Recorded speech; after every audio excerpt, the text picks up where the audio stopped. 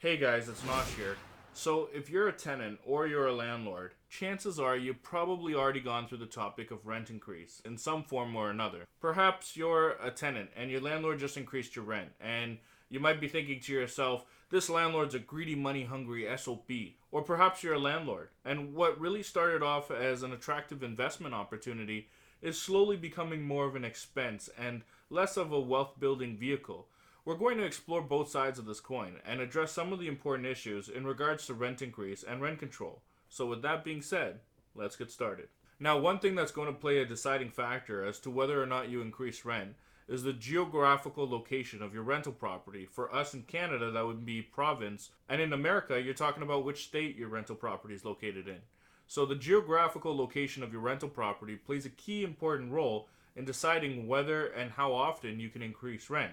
For example, in Ontario, where the province is notorious for being tenant friendly, you're going to be restricted obviously on how much you can increase rent by.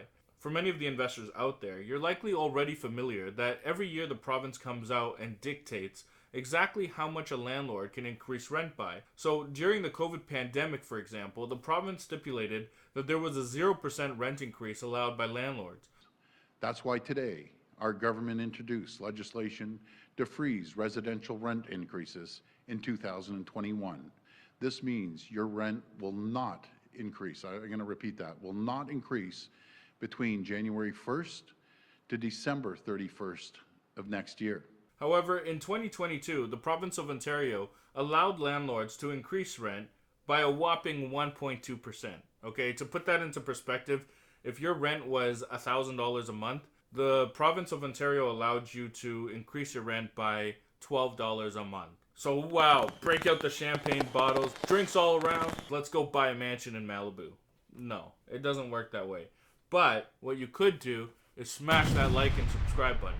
Now, when it comes to rent control, whether or not it's a good thing or a bad thing is really dependent on who you ask. If you were to ask a landlord, for example, whether rent control is a good thing, it's likely you're going to hear a response like, what do you mean it's a good thing? Do you know how much property insurance is going up? Utilities are going up. Cost of living and food and gas inflation is going up. I need my rent to cover my basic mortgage costs. How am I going to live? How am I going to survive? I'm trying to provide a service to people and nothing's coming back to me. However, on the other side of that coin, if you were to ask a tenant the same question, is rent control a good or bad thing?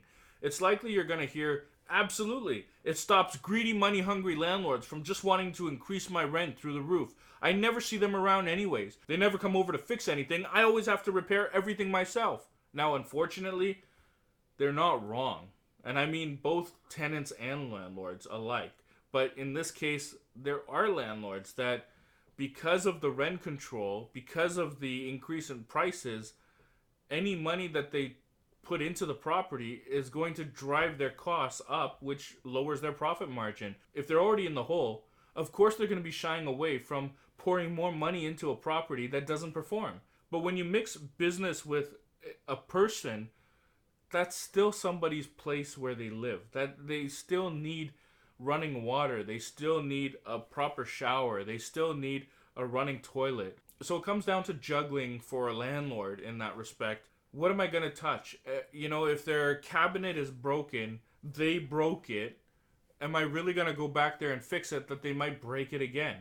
Could I perhaps use that money for when their toilet breaks and I absolutely have no choice but to fix it? I mean, everybody needs a toilet. So from a landlord's perspective, when your property is draining more money than you can get out of it, when, in other words, business is going bad and you're not making a profit, putting more money into anything becomes a struggle. And therein lies the dilemma between whether you should increase rent if you can, or whether you should keep rent the same, but if you keep losing money on an investment, at some point you have to pull the plug. And realistically, if you pull that plug, you're losing your investment property, but the tenant is probably losing their home in the process too. So that scenario doesn't work out for anybody. So the idea is to find a common ground. In Alberta and other provinces around Canada, however, rent control just doesn't exist. Meaning the only stipulation that a landlord has to follow in terms of increasing rent is that rent can't be increased more than once within a 365-day period. So that's incredible. I mean, from an investment standpoint, it's no wonder people in Ontario and Vancouver are choosing Alberta to invest in. So put this into perspective. If you have a lease agreement with a tenant for 1 year, when the lease comes up for renewal, you're absolutely within your legal parameters to increase rent. Now, you don't necessarily have to give them notice that the rent is going to increase. However, in my personal opinion, giving your tenant 45 days notice that the rent is going to increase certainly is a wise decision, particularly because it avoids a scenario where your tenant possibly can't pay that additional amount of rent and isn't ready to vacate. And so, therefore, it forces you into a situation where they just decide not to pay rent altogether, knowing that they're going to be asked to leave. And therefore, you go through a whole eviction process where you're not collecting rent, you're trying to get them out. It's a messy process. By just simply giving them that heads up and that little bit of advance warning, if they're going to leave, they're going to leave. If they're going to stay, at least you look like you were trying to do something good by forewarning them. So communication is really key. Giving them that little heads up, hey, just a FYI so that you're aware, your rent is going to go up and increase by X amount of dollars starting on this day. Now, if you're in a province where there is no rent control and your tenant feels that the amount that rent is going up is just unreasonable, well, realistically, they're likely to leave. Of which you then, on one side of the coin, can list your property back on the market for the new price amount. However, on the other side of that coin, it also means that your property might sit on the market vacant and not be pulling in anything for a period of 1 month, 2 months, or 3 months or longer, depending on how long it takes for you to find a suitable tenant, as well as repair any of the damages that need to be repaired prior to renting it out.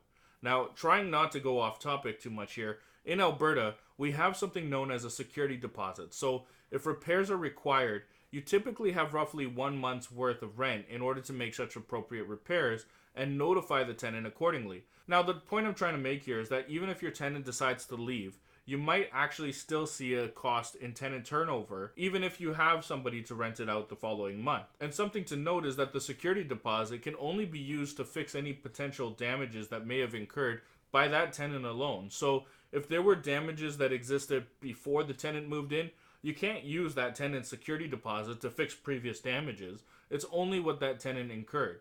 So let's assume that the landlord is not a money-hungry, greedy individual, okay? Let's consider some examples why a landlord might feel that it's reasonable to increase rent. Well, realistically, inflation is a big one.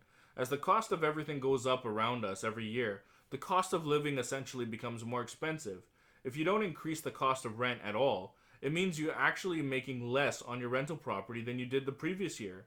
If inflation is sitting at 3%, for example, and the following year your rent doesn't go up by 3%, realistically, the cost of rent went down. If it didn't go up at all, it actually fell by 3%.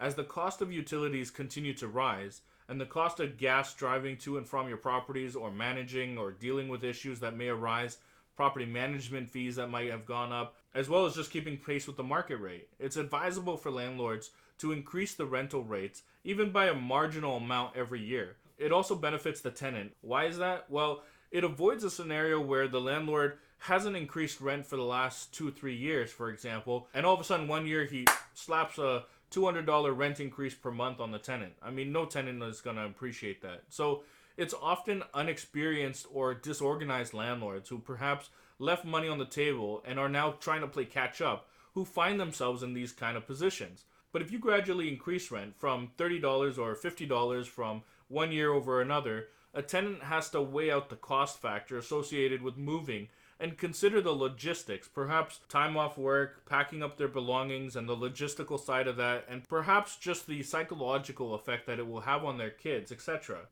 I can remember back to the first place I rented with my partner. Our rent for a 1-bedroom, 1-bath, small little apartment unit in a building was $800 a month. And I remember when the landlord increased our rent, and the next year it went up by $100. He told me it was to keep up with inflation. Now, I remember at the time not knowing what inflation and all that really meant. It didn't concern me at the time. I was just starting out, first time living on my own and away from mom and dad. I remember thinking, shit, you know what? I thought this guy was a nice guy, but it turns out he's a money-hungry, greedy. But I didn't have the money to move. I didn't have the time to explore that option. I was so focused on just trying to make ends meet and trying to cover my expenses that I just didn't have the money to pay for anything else. I mean, I was already paycheck to paycheck. I was literally one paycheck away from being broke. So I had to endure the extra cost. and my rent ended up at $900 a month. And the following year, my rent went up by another $100 a month. I'm like, what is this guy doing? We started out at $800 a month. I was angry. I began thinking I would take less and less food to work and perhaps have to forego on a few unnecessary expenses, like a movie here and a movie there with my partner, and perhaps pick up some overtime shifts every now and then just to stay afloat. Now, from a tenant's perspective, as the cost of living and certain expenses like food and gas and travel and insurance, etc., goes up, the one constant I feel tenants often are hoping to remain the same is their rent. Of course, when rent climbs too high, a tenant is forced to make that conscious decision to move or possibly downsize if the market rate for rent has gone up more than their affordability margins. Or perhaps they might have to move a little bit further away from the city core where rent might be a little bit more affordable. Now, when it comes to renting, everybody knows that you need to find a niche. You need to have a specific type of demographics and profile of tenants that you're going to target. And of course, it's completely okay when a different tenant from a different socioeconomic class or a different profile or demographics come into that scenario as long as they can keep up with the rent. So for me, our properties that we offer tenants are typically far more luxurious and sophisticated than what's available on the market. And therefore, we as a result charge a premium in rent for such luxury because what we give to tenants is above and beyond what they're likely to find in a comparable rental property. So if I choose to increase my rent every year or by a significant amount, I may likely lose a particular tenant and be looking at a turnover. In addition to that, I believe that there's some value that needs to be placed on finding a good tenant. Now, if you find a tenant that takes care of your rental property and pays rent on time every month and views your rental property like it's their home, the more that I can attract those types of tenants, the more my rental income takes on a more passive characteristic where there's minimal effort on my part on a month-to-month basis. And every first of the month, the only thing I need to concern myself with is cashing in the checks and receiving email transfers. So when I see that I've attracted such a particular tenant, a rental increase on a year-to-year basis is less of a concern to me as I already know I'm above market rate. And keeping such a tenant becomes more of a priority. And I understand that every month my tenant pays rent on time is another month I make a principal plus interest portion to my bank and I lower my total debt obligation and the more equity I continue to build in my portfolio. So to trade a good tenant only to chase the last $50 or $75 you can squeeze out of a property, to me is not particularly the best approach. As a landlord, you should also consider that in the event your choice of rental increase ruins your relationship with your tenant and they now choose to move, the next tenant you put in may or may not take care of your property to the same level. Perhaps they may be more maintenance than you would have liked. If you push to keep your rent consistent with competitors, then you risk possibly losing your tenant at the next rental increase should they find a better property in their mind elsewhere. A strategy I've adopted over the years is that when I'm developing a rental unit or upgrading a rental unit, to put in realistic but perhaps more luxurious fixtures or items so that the tenant feels there's value at one of my rental properties compared to another that they can find elsewhere. Now, granted, some of my rental properties have yet to be upgraded, and the method I employ there is when I purchased the property, I purchased it with positive cash flow figures in mind. So therefore, I'm already making money every month from the rental income. By keeping my rental rates slightly below market value, by perhaps $100 a month, I create that value for the tenant, whereby if another property, perhaps in a better location, comes along, my tenant has to consider moving and paying an additional $1,200 every year, or avoiding the whole moving experience and saving that money for other things. To some tenants, that $100 a month means everything. So it's important to consider all factors before making a decision that has the potential to create ripple effects. Again, this is why those small incremental rental increases may be a better solution as opposed to a sudden $100 or $200 increase every month. Now, with that being said, there are times where I justifiably feel that increasing rent, even on a good paying tenant, is necessary. For example, we had tenants who were paying roughly $200 above market rent for a luxury style basement suite of ours. When we first took them on as tenants, they were a single couple in love. Over the first year, they had a baby, and in the second year, we noticed that the utility bills increased by roughly about $100 a month, in particular the water bill. The tenant was running baby bottles under hot water constantly to warm up the baby bottles, and they became less and less conscious of leaving lights on when they left the unit. For that reason, when the lease came up for renewal, we decided to increase the rent by $100 a month to simply keep up with the increase in utilities. So there are times when even though you may have a good tenant in place, a rent increase on a year-to-year basis is in fact necessary. And if the tenant decides to leave for whatever reason, well, that's part of the nature of being a landlord, i.e. dealing with tenant turnovers. Something to be cognizant of, however, at least in Alberta, is though we have no rent control measures in place, if you decide to increase rent significantly, you need to be absolutely sure you can rent out your unit at the new proposed rental rate. If you cannot, your tenant may choose to seek legal action against you, claiming that your proposed rental increase was done specifically to target them and drive them away from your rental property because you knew that they couldn't afford it. So for example, if you're renting a unit to a particular tenant for, let's say, $1,000 a month, and suddenly you increase rent to $1,700 a month, you need to be sure you can attract a tenant at $1,700 a month. If not, the vacating tenant can take legal action, and if they win, you may be required to reimburse the tenant for their moving costs, as well as several months of rent. It's something to be aware of. Thank you guys for taking the time to watch my video. I hope you liked it and I hope you learned something. If you did, hit the like and subscribe button down below. It helps me to grow my channel and continue putting out great content for you guys. Leave me a comment in the comment section below. I'd love to hear from you.